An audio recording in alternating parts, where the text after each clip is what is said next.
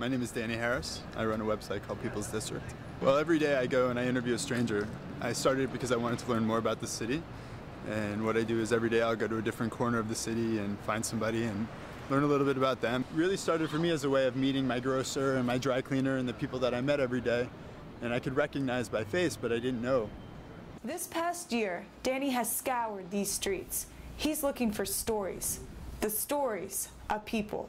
So far, he's captured the narratives of nearly 400 people in the district. But it's not an easy job.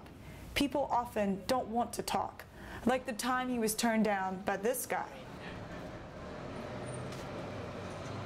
So I just met a guy across the street. He had a really interesting looking face and he was walking with a bunch of friends. He was wearing these big earrings that were gold and said sexy. So I went over and started talking to him, and at first he was interested in giving an interview, but after a while it seemed clear that he was a little uncomfortable and being around his friends, maybe he didn't want to talk. So after a few minutes of talking, we just went separate ways. It happens. Occasionally, Danny turns to the internet for his stories. This winter, he found Mistress Damina Vantana, a dominatrix who trolls for her clients in the corridors of power in the nation's capital. But most days, Danny finds his subjects on the streets. Things that you'd like people to know about DC? Either people who live in the city or people who are from outside? Much to learn here. People just don't really see that because they already here.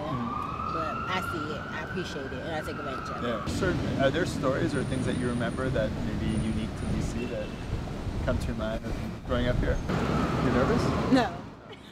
This district has come to a point where people look to it as a way of opening the doors to a lot of Washington. And I think that's positive and wonderful.